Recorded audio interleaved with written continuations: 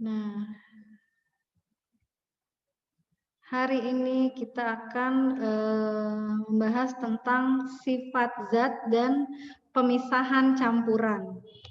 Jadi zat itu kan ada berapa macam? Ada yang masih ini enggak? Zat itu ada berapa macam? Ada berapa, Azril?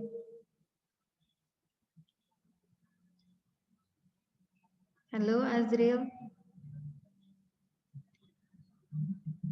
3, Bun. Ada 3. Ada apa? Ada apa aja? 3 itu apa saja? Air, padat, gas. Ada zat cair, ada zat padas, dan ada gas. Kalau campuran itu apa?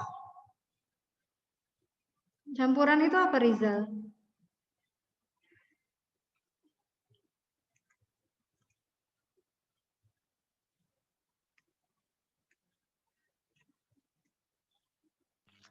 Campurkan.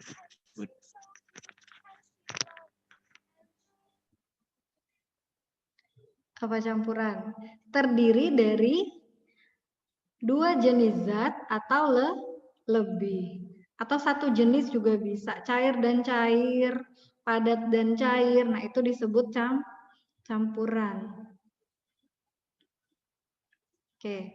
Nah, kita akan belajar tentang sifat zat dan pemisahan campuran. Yang pertama ada sifat, jadi zat itu ada mempunyai sifat fisika dan sifat kimia. Yang pertama sifat fisika. Sifat fisika itu apa? Sifat fisika adalah sifat yang dapat diamati secara langsung, yang terlihat oleh mata tanpa mengubah susunan zat. Misalnya apa? Ada wujudnya, ada warna, bau, titik didih, titik lebur, dan kelarutan. Nah, ini adalah sifat fisika. Misalnya nih, misalnya pulpen. Nah, sifat fisika dari pulpen itu apa? Apa? Wujudnya apa? Padat, berwarna. Misalkan pulpennya warnanya hitam, berwarna hitam. Nah, itu adalah sifat fisika dari sebuah pulpen.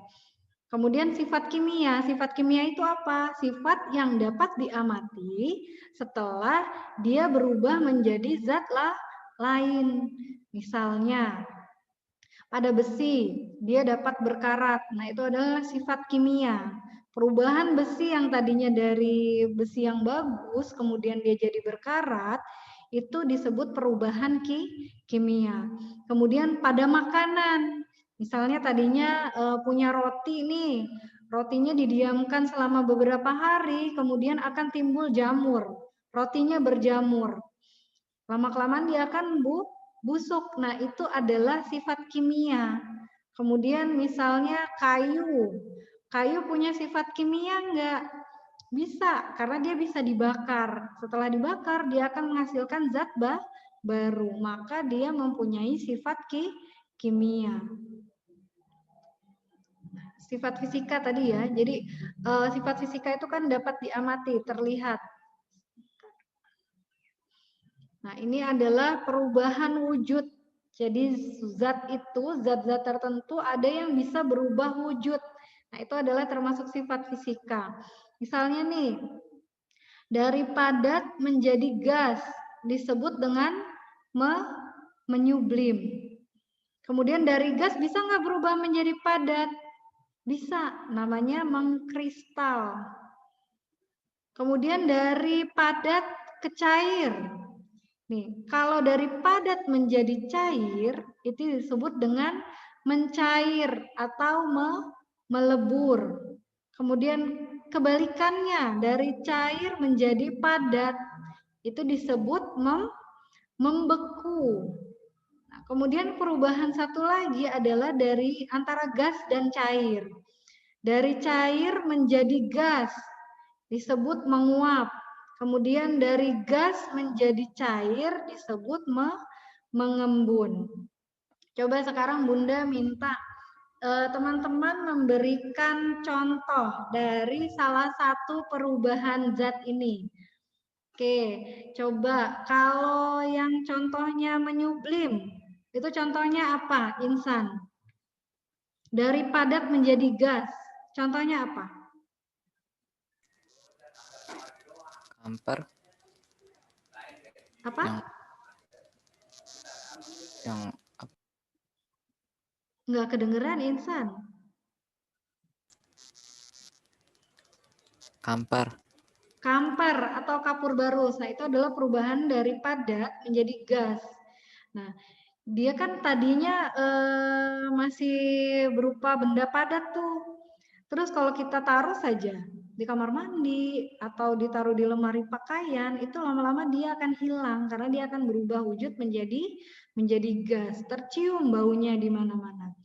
Oke, sekarang perubahan dari cair menjadi gas atau menguap. Contohnya apa? Siapa ya? Contohnya apa, Aat?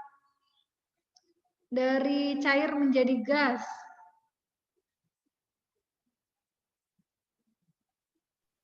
Air menguap terkena sinar matahari. Air yang menguap terkena sinar matahari. Oke, atau misalkan parfum ya yang kita semprotkan. Itu kan menguap, tinggal wanginya. Nah, itu perubahan cair menjadi gas.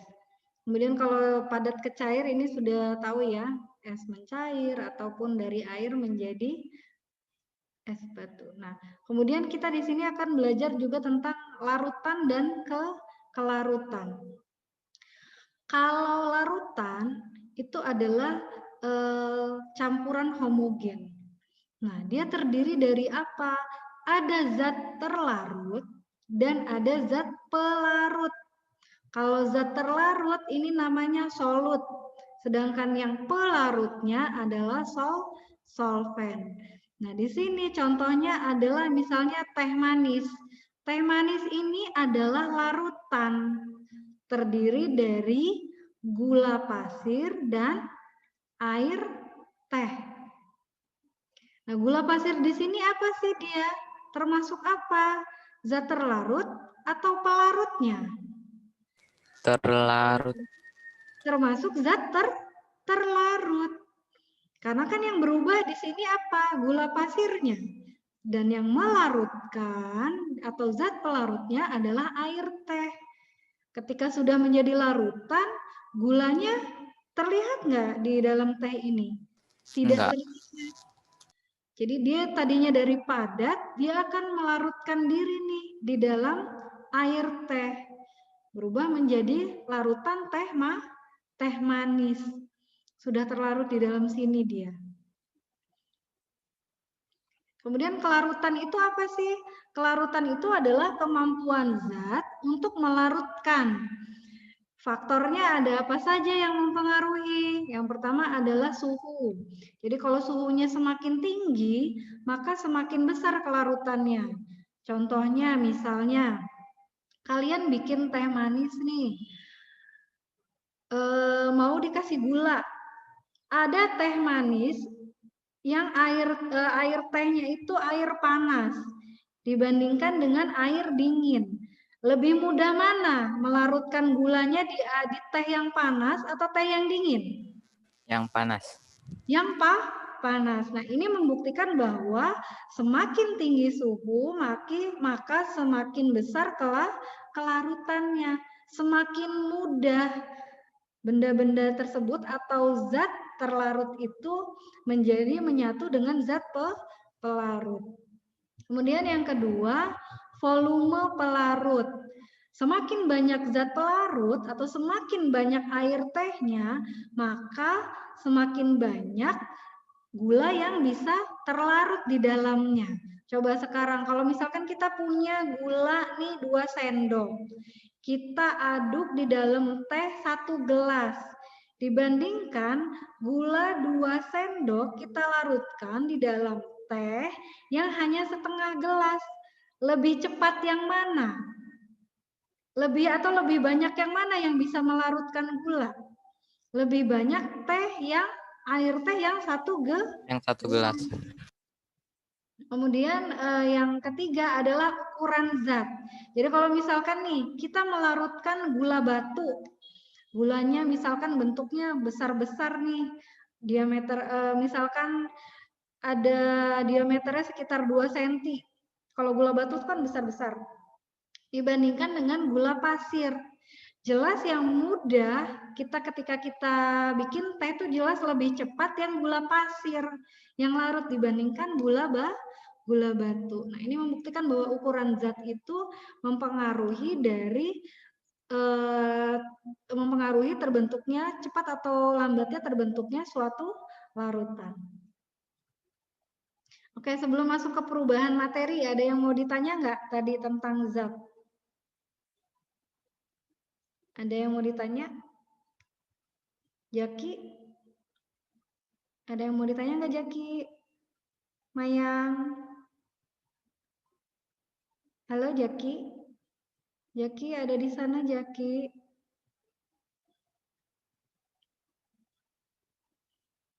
Azril, ada yang mau ditanya, Azril? Tidak, Bang. Oke, jelas ya untuk yang macam-macam zat. Rizal mana Rizal? Kok Rizal keluar ya? Oke. Kita lanjut ke perubahan materi atau perubahan zat. Nah, jadi perubahan zat itu ada 2 macam.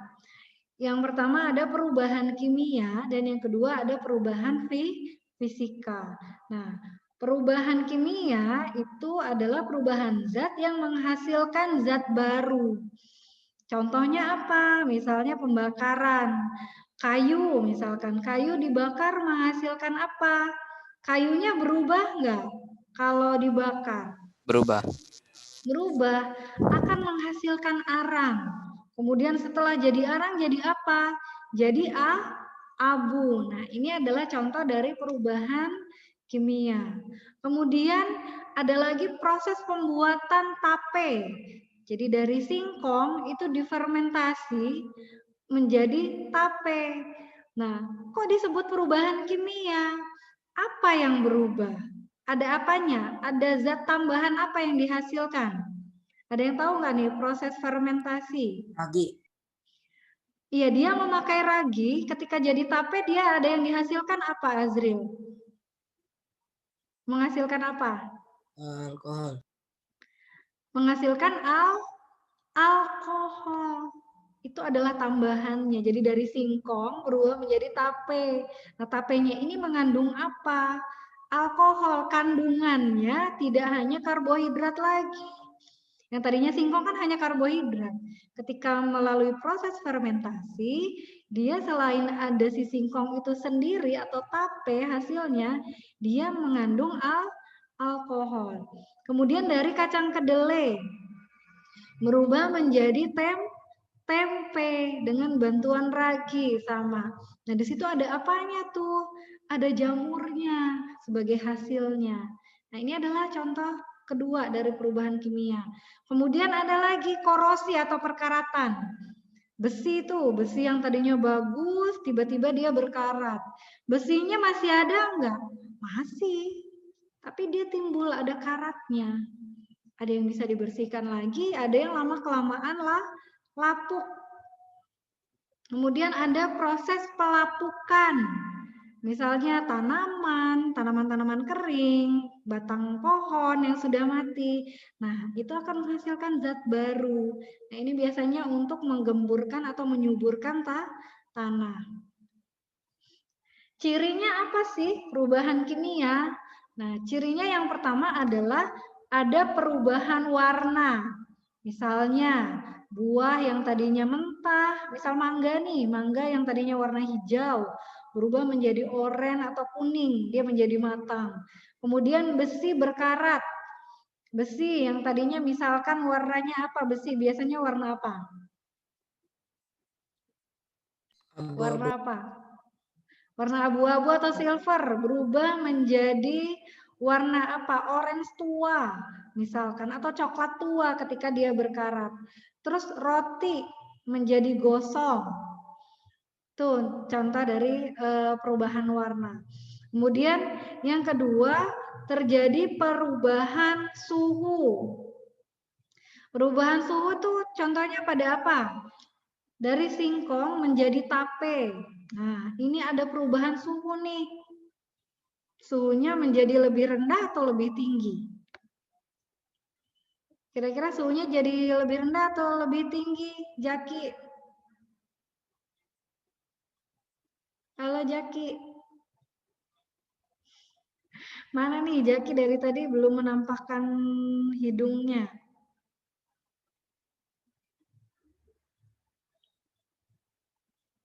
Oke, jadi suhunya menjadi lebih tinggi.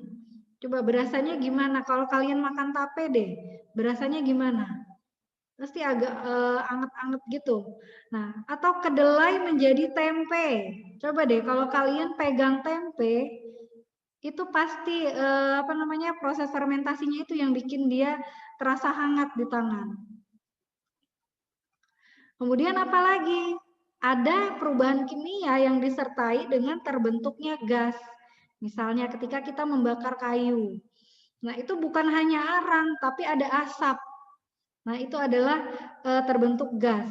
Kertas dibakar, kompor yang menyala, kemudian ada karbit yang disiram air, dan sampah yang membusuk. Kalau buah tuh berubah busuk, dari buah yang bagus menjadi busuk, itu ada terbentuk gas. Jadi ada baunya, akan menguar kemana-mana. Kemudian ada lagi yang terbentuk endapan. Misalnya ketika susu menjadi basi, itu kan biasanya ada menggumpal. Coba deh kalian kalau misalkan susu, misalkan apa nih, nyimpan susu kotak gitu di dalam kulkas, tapi dia sudah terbuka kemasannya. Nah, ketika dibiarkan lebih dari 3 hari, itu dia pasti ada penggumpalan di dalamnya. Rasanya pun akan berubah menjadi asam misalnya. Kemudian minyak menjadi tengik. Biasanya ada endapan juga. Kemudian atau batu kapur yang disiram oleh air. Nah, ini ada endapan batu kapur di dalam air. Nah, perubahan yang kedua adalah perubahan fisika. Perubahan fisika itu apa? Perubahan yang tidak menghasilkan zat jenis baru. Jadi tidak ada hasil lain. Kalau tadi kan kayu terbakar menjadi arang, kemudian apalagi singkong menjadi tape. Nah, kalau perubahan fisika itu tidak menghasilkan zat baru, kemudian dia bisa kembali ke wujud asal. Misalnya air, kita masukin ke freezer nih, air dimasukkan plastik, dimasukin ke freezer, dia akan membeku, berubah dari zat cair menjadi zat padat, suhunya berubah. Kemudian ketika kita keluarkan, si es batu ini akan mencair, kembali menjadi air. Nah, kemudian terjadi perubahan wujud. Nah, tadi es batu dari cair menjadi padat. Kemudian ada kelarutan. Nah, ini adalah fase wujud zat tadi sudah ya. Nah, ini termasuk perubahan fisika. Nih, contohnya mencair atau melebur dari zat padat menjadi zat cair. Contohnya dari es batu kemudian menjadi air. Kemudian sebaliknya membeku dari air menjadi es batu. Kemudian mengembun. Perubahan wujud dari gas menjadi cair, menguap. Contohnya nih air di panci. Ketika kita merebus air, itu kan airnya akan berkurang karena ternyata dia menguap. Dia ternyata menguap. Ketika dipanaskan dia akan menguap. Nah, ini menyublim. Dari zat padat menjadi gas. Kemudian mengkristal. Perubahan wujud gas menjadi padat. Dan kita masuk ke pemisahan campuran. Sebelum masuk ke sini ada yang mau ditanya dulu enggak? Ada yang mau ditanya? Mayang, ada yang mau ditanya enggak Mayang? Halo Mayang. Rizal? Ada yang mau ditanya enggak Rizal?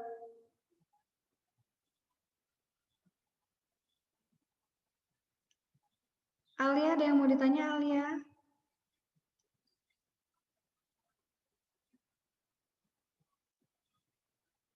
Ada yang mau ditanya, Rizal? Enggak? Oke, kita lanjut ya ke pemisahan campuran. Nah, pemisahan campuran bisa dibedakan berdasarkan sifat fisika dan sifat kimianya. Nah, kalau pemisahan campuran berdasarkan sifat fisika itu banyak sekali. Ada pengayakan, penyaringan, sentrifugasi, kristalisasi, destilasi, kromatografi, dan ekstraksi. Kemudian yang berdasarkan sifat kimia, contohnya adalah penjernihan air. Nah, ini sudah pernah kita bahas nih.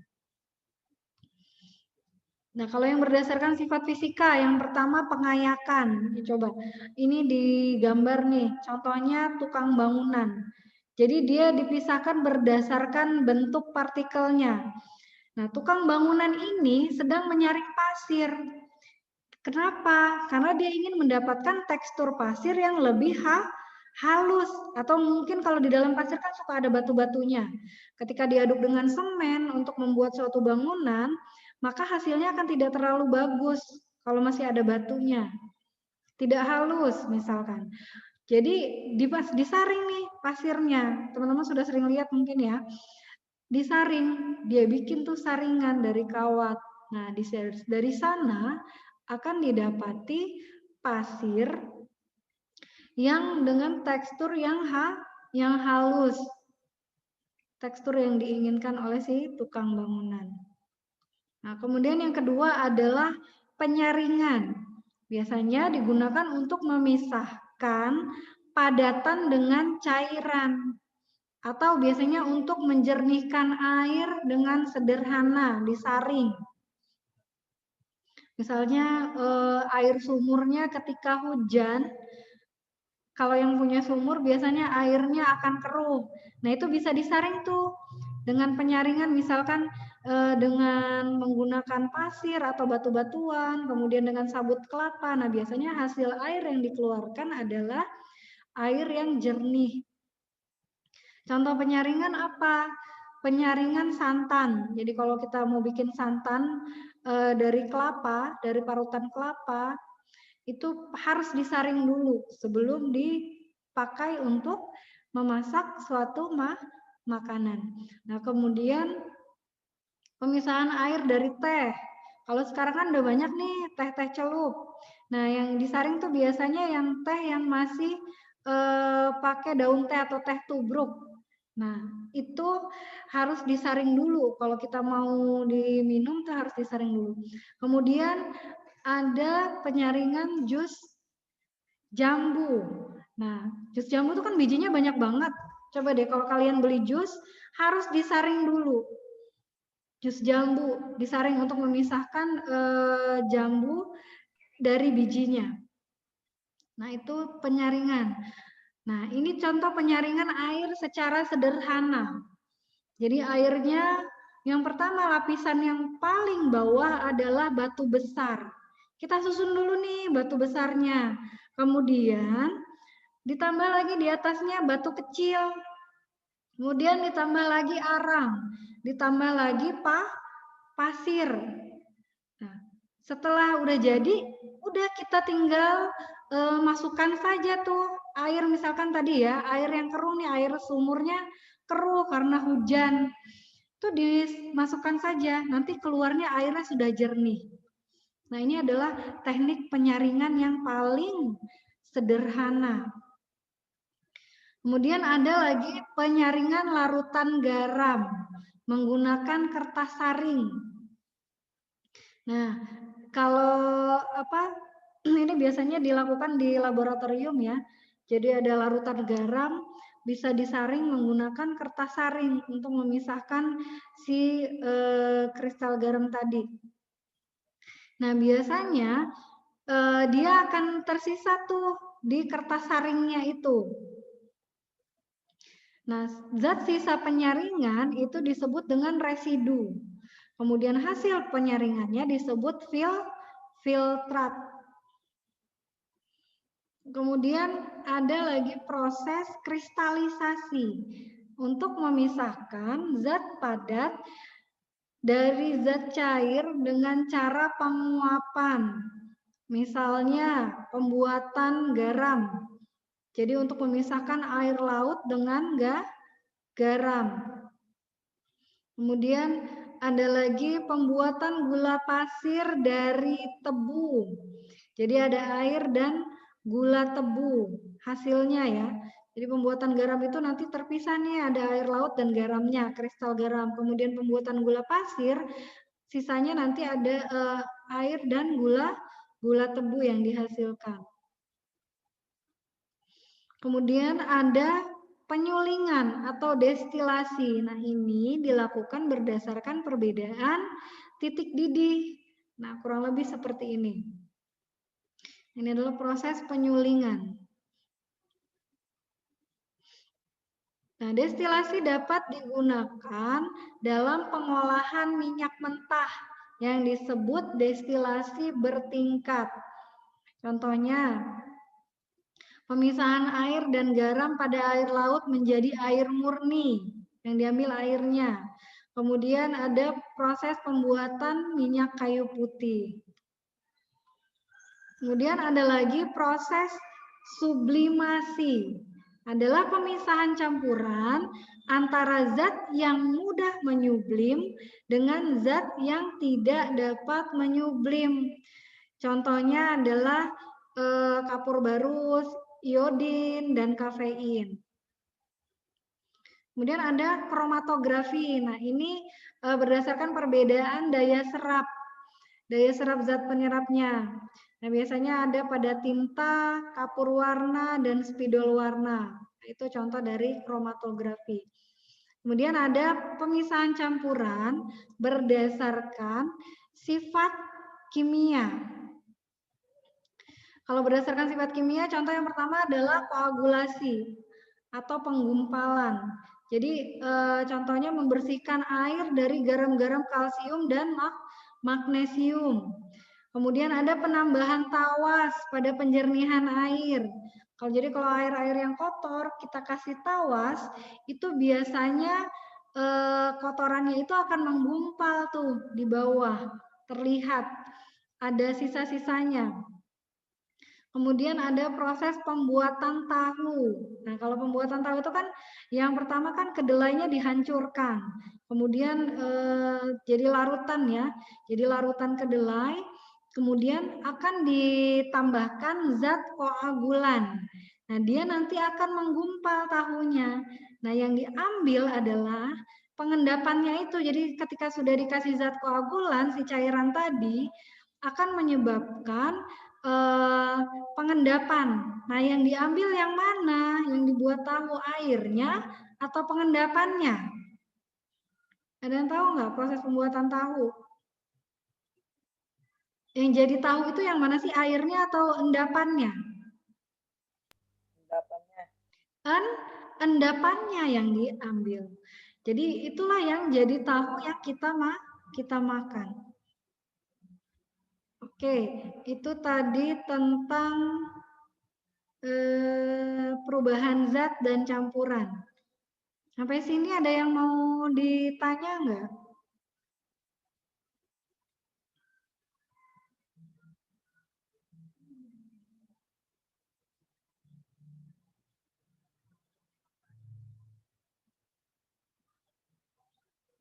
Ada yang mau ditanya?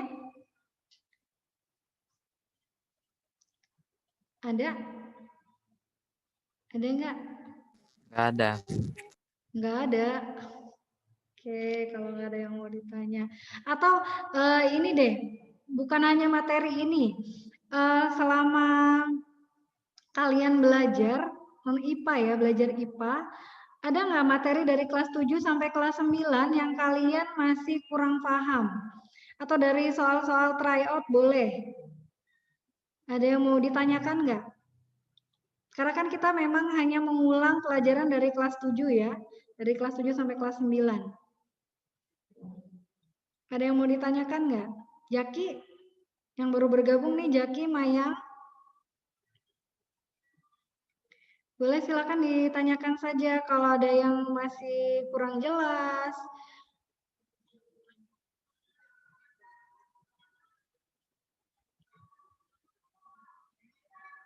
Ada yang mau ditanyakan nggak? Tidak ada. Tidak ada.